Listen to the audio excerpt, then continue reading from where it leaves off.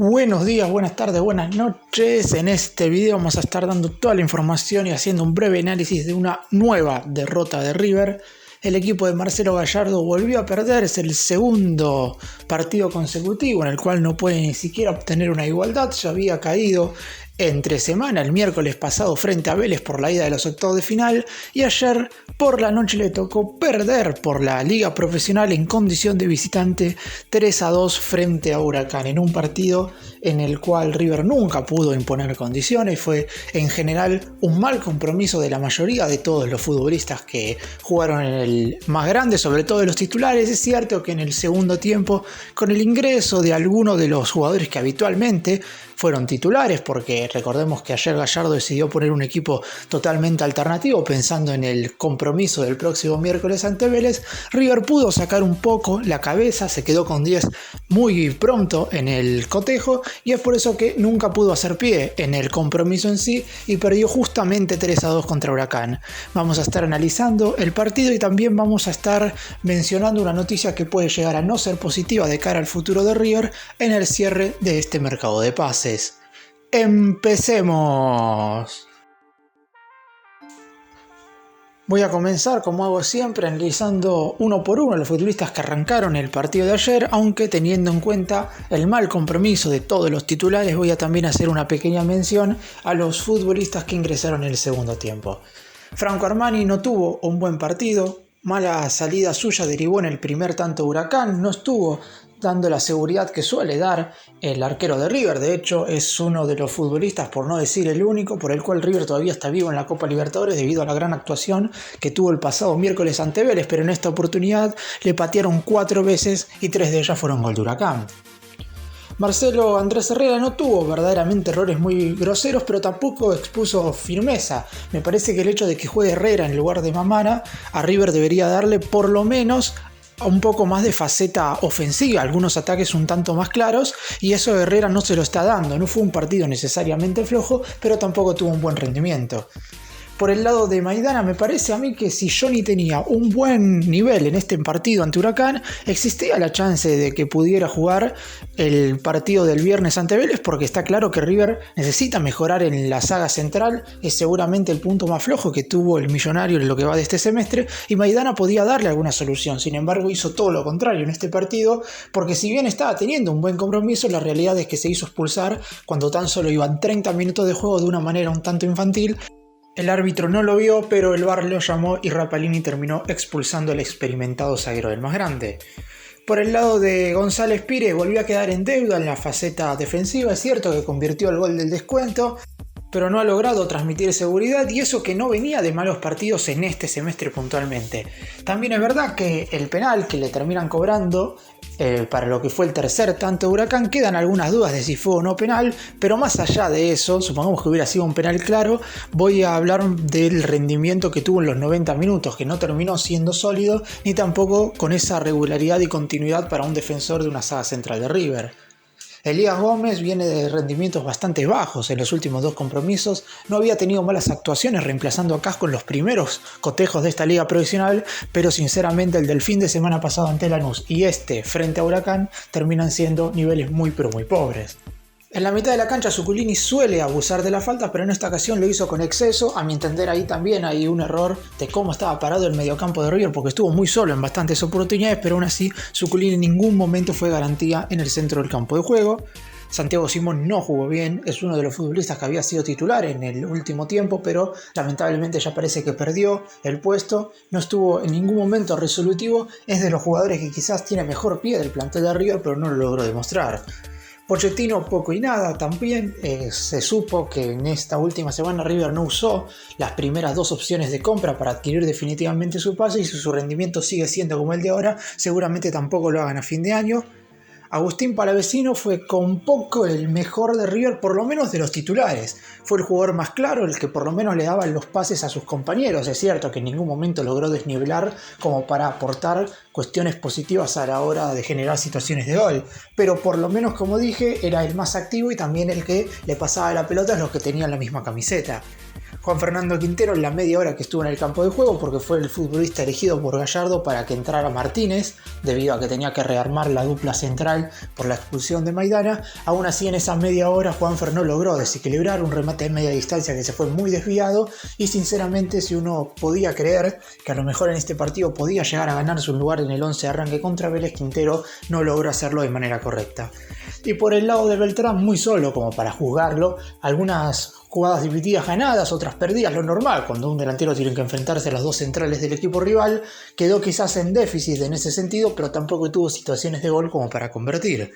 Y hablando de los 4 futbolistas que ingresaron, por el lado de Martínez es la excepción a la regla que mencioné antes, porque no tuvo un buen ingreso el central, sigue sin tener buenos rendimientos continuados. Quizás hay algún partido en el cual su nivel aumentó, pero generalmente desde que volvió de aquella lesión que tuvo al comienzo de este año no logró tener continuidad en cuanto a su nivel.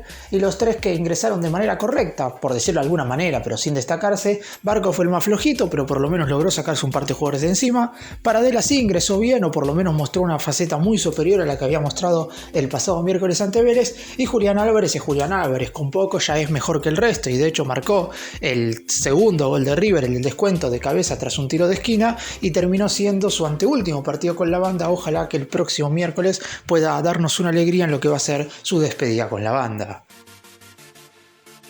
Voy ahora a separar los dos tiempos, más allá que en cuanto a concepto global del juego, River jugó tan mal el primer tiempo como el segundo, pero en la etapa inicial quizás hubo un momento en el cual pudo insinuar algo. En la segunda etapa, y más allá de que allí fue donde convirtió los 2 goles, en ningún momento pudo meterse en el partido.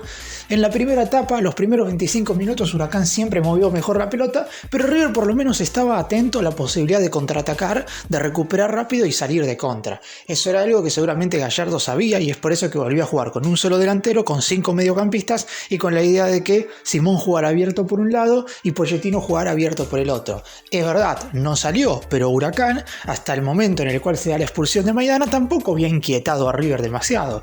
Se puede decir que la primera media hora de juego hubo un partido totalmente aburrido, ninguno de los dos se destacó demasiado, hasta que se da, como dije, la situación de Maidana. 29 minutos, Maidana va a pelear una pelota con Cócaro en el lateral derecho, la rechaza el defensor de River, y cuando los dos están afuera, claramente se ve que hay un golpe. No se llega quizás a apreciar si el golpe le da de lleno en la cara, pero con la repetición del VAR es justo que Rapalini le haya mostrado la roja y que Maidana se fuera del campo de juego. Eso prácticamente desarmó a River, que si bien la idea clara que tenía no la estaba ejecutando de manera correcta, no iba a poder seguir haciéndola. ¿Por qué? Porque River tuvo que sacar a Quintero, que no estaba teniendo un buen partido, pero seguramente la idea del muñeco era que el colombiano fuera el lanzador en cada uno de los contraataques. Esto quiere decir que a River pasaría a jugar con un mediocampista menos, y ahí es donde Huracán empezó a tener supremacía en el juego.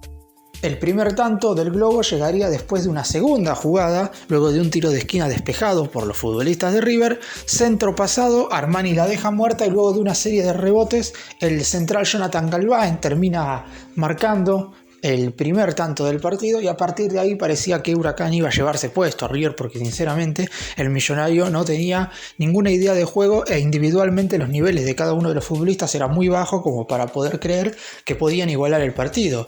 En el primer tiempo no pasó más nada, un remate de media distancia que Armani contuvo a medias, pero Huracán parecía que se estaba conformando con esta victoria, porque sabía que desde el lado de River no iban a generar ninguna situación de gol, y terminó siendo así, porque el millonario generó muy poco en el partido. Es más, me atrevería a decir que todo lo que generó Huracán fue gol y todo lo que generó River fue gol. Seguramente si hacemos un ping-pong de llegadas de ambos equipos, Huracán habrá llegado 4 o 5 veces y River habrá llegado 3. Fue un partido con muy pocas situaciones claras. Huracán terminó siendo más efectivo y obviamente fue el amplio dominador del juego.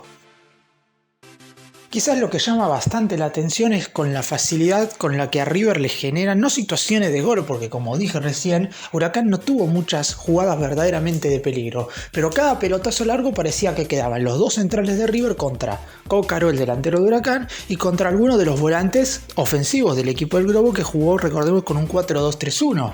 Y como hoy por hoy la defensa de River está muy endeble en todo sentido, y esto no es puntualmente de un jugador individual, porque la realidad es que Paulo Díaz no volvió de la mejor manera luego de haber estado en la selección chilena. Héctor David Martínez, como ya sabemos, ha tenido un rendimiento más malo que bueno desde que volvió de su lesión. Leandro González Pires había jugado aceptables partidos al comienzo de esta liga profesional, pero ayer volvió a mostrar una endeble defensiva, y lo de Jonathan Maidana Más o menos algo parecido a lo de González Pires, tenía buenos rendimientos en esta liga profesional cuando se ausentaron Díaz y Martínez, pero ayer con la expulsión terminó de tirar todo por la borda, por lo menos sus chances de estar desde el arranque del partido del próximo miércoles. No sabemos exactamente cómo se soluciona esto, si haciendo que los laterales quizás no pasen al ataque al mismo tiempo, porque hoy por hoy tampoco River tiene finalización de jugada, ni Herrera, ni Gómez, ni tampoco cuando juega Mamana, y como Casco ha faltado mucho no sabemos qué es lo que va a suceder cuando regrese y tenga continuidad. Son laterales que hoy por hoy no están logrando aparecer por sorpresa. River, los ataques por los costados hoy por hoy se los están neutralizando de manera muy pero muy sencilla, y esto quiere decir que al momento de que los equipos contraataquen, y no me refiero con contraataques rápidos y certeros, sino con pelotazos largos, siempre terminan complicando al equipo del muñeco. En cuanto a los goles, así llegaría al segundo tanto, con un pelotazo muy largo. Es cierto que la baja muy bien Cócaro, que termina asistiendo para Cristaldo, que termina marcando el segundo gol, pero en otra circunstancia no quedarían 2 contra 2. Es cierto que River ya estaba con un hombre menos, que era muy difícil que el Millonario se hiciera amo y señor del partido en cuanto al control de la pelota, porque Huracán tenía un hombre más, pero aún así esta jugada me parece que no te la pueden hacer aunque estés jugando 9 contra 11 o 8 contra 11, que queden 2 contra 2, viniendo la jugada previa de un pelotazo largo que hasta podría considerarse un rechazo. El descuento de River llegaría por obra de Leandro González Pires de cabeza tras una segunda jugada. Huracán tampoco estaba marcando bien a la hora de defender las pelotas paradas, pero un par de minutos después, luego de esto, llegaría la jugada quizás no más polémica del partido en lo que respecta a situación, sino porque River se puso 2-1 y había que ver cómo reaccionaba, si podía por lo menos meterse en el partido, y González Pires termina haciéndole un penal a Cócaro que posteriormente Cristaldo terminaría convirtiendo. Quizás es la más polémica de todas porque no se sabe exactamente si fue o no penal. Es una jugada que puede llegar a ser discutible, pero tampoco me parece tan excesivamente polémica como muchos han mencionado. Huracán se puso 3-1 y a partir de ahí el tiempo corrió. River descontó nuevamente desde la cabeza de Julián Álvarez posterior a un tiro de esquina, y ya ahí quedaban segundos para el partido. Tuvo el Millonario una aproximación más, pero no logró ser una jugada de peligro. Huracán terminó llevándose el triunfo ante River por 3-2. Y para finalizar este video vamos a estar hablando de la situación de Miguel Ángel Borja. ¿Por qué es importante? Porque a diferencia de lo que sucede con Luis Suárez, se sabe que el uruguayo únicamente tiene alguna mínima chance de ponerse la camiseta de River si el próximo miércoles el más grande elimina a Vélez y clasifica a los cuartos de final de la Copa Libertadores. Si no, ni desde River estarían dispuestos a hacer el esfuerzo económico para traer el uruguayo, ni tampoco el delantero estaría dispuesto a venir a un equipo que no va a estar disputando las fases finales de la Copa Libertadores. Pero diferente es el caso de Miguel Ángel Borja, porque River sí lo quiere como refuerzo y quiere que sea una alternativa en la parte ofensiva del equipo. La pregunta que nos hacemos ahora es ¿por qué no llegó Borja al país? La llegada del colombiano se hizo desear, pero ya es un hecho. River embolsará aproximadamente $7 millones por el atacante, que tenía previsto llegar al país este domingo, pero finalmente todo esto se sigue dilatando y recordemos que el mercado de pases en Argentina cierra en un par de días. Esto quiere decir que el Millonario debe cerrar ya lo que es la llegada de Borja con la firma de contrato, obviamente, que es lo que termina decretando que Borja sería jugador de River oficialmente. El motivo por el cual todavía no pisó suelo argentino es un tema burocrático que poco tiene que ver con el club, con River, que poco también puede hacer el Millonario, y mucho sí tiene que ver con la situación económica actual del país. En medio de un clima económico convulsionado, con restricciones cambiarias cada vez mayores que no facilitan este tipo de operaciones, a River se le complicó girar el pago en la divisa norteamericana, en dólares, debido a las restricciones que impuso el Banco Central por estas horas. Sin embargo, desde el lado de River, desde la dirigencia más puntualmente, dicen que esto se resolvería en las próximas horas y que el futbolista de 29 años estaría pisando a la Argentina entre martes y miércoles, por lo que no habría ningún problema en que se convierta en la nueva incorporación de River. Si bien la dirigencia quiere mantener el optimismo de que esto se va a hacer, la situación puede llegar a ser extrema si es que no se resuelve en el transcurso de las próximas 48 horas. Lo cierto es que River debe enviar los dólares y cerrar su arribo antes del próximo jueves 7 de julio para poder inscribir al delantero en el torneo local. Es la fecha en la cual cierra el periodo de transferencias y la única manera que tendría de incorporar a Borja luego de esa fecha es si algún jugador del actual plantel se va a jugar al fútbol del exterior, y eso es algo que obviamente no puede saberse. Es por eso que en River tienen aproximadamente 48 horas para terminar de cerrar la llegada de Borja. A los problemas que se agudizaron el lunes pasado por la decisión del Ministerio de Economía de establecer un nuevo cepo a la salida de divisa extranjera y la renuncia de Martín Guzmán, el ministro de Economía acá en nuestro país, hizo que el sábado por la noche todo se terminara de volver más complejo y es por eso que en River están tomando cartas en el asunto. Borja por su parte ya se despidió de sus compañeros de Junior en suelo colombiano y hasta los agasajó con una cena en un popular restaurante de Barranquilla el miércoles pasado. La cabeza del punta de 29 años ya está enfocada en lo que será el nuevo desafío en su carrera profesional que afrontará vistiendo la camiseta de River. Motivado y con ganas ya de estar en Núñez y sumarse a los entrenamientos, una vez que arribe al país, se espera que, como dije, esto sea entre martes y miércoles, será sometido a la revisión médica y firmaría un vínculo con el club por 3 años y medio hasta el 31 de diciembre del 2025. Su gran disposición fue vital para que se llegara a un buen puerto en cuanto a las negociaciones, porque recordemos que River y Junior tenían todo arreglado, pero en un momento se metió Palmeiras, que es el dueño, o mejor dicho, era el dueño del 50% de los derechos económicos del colombiano. Todo se arregló, River pudo pagar lo que tanto Palmeiras como Junior pretendían y ojalá que en el transcurso de las próximas 48 horas finalmente se cierre el arribo de Borja. Bueno, para cerrar y dar mi opinión con respecto a todo lo que sucedió ayer en el partido ante Huracán, River volvió a jugar muy mal, 2 partidos seguidos con un nivel verdaderamente muy bajo, y hay que tener en cuenta que el miércoles jugaron algunos futbolistas y ayer domingo jugaron otros. Esto quiere decir que el nivel en general del plantel es muy pero muy bajo hoy por hoy. Esperemos que en estas horas pueda Gallardo de alguna manera cambiar el chip de la mayoría de los futbolistas para afrontar el partido del miércoles ante Vélez como una verdadera final. Después, es verdad, en el torneo local seguramente ya va a haber tiempo en un futuro cercano de acomodarse, pero en la Copa Libertadores es todo o nada. River deberá ganarle a Vélez por lo menos por un gol para ir a los penales o por 2 o más para lograr clasificar y meterse entre los 8 mejores. En cuanto a lo de Borja, todos dicen que se va a terminar de solucionar todo en estas horas. Esperemos que River pueda traer al delantero y que sea definitivamente refuerzo. No lo va a poder usar el miércoles, pero es muy importante su llegada porque recordemos que el compromiso ante el equipo de Liniers en el Monumental va a ser el último de Julián Álvarez en su primera etapa con el más grande.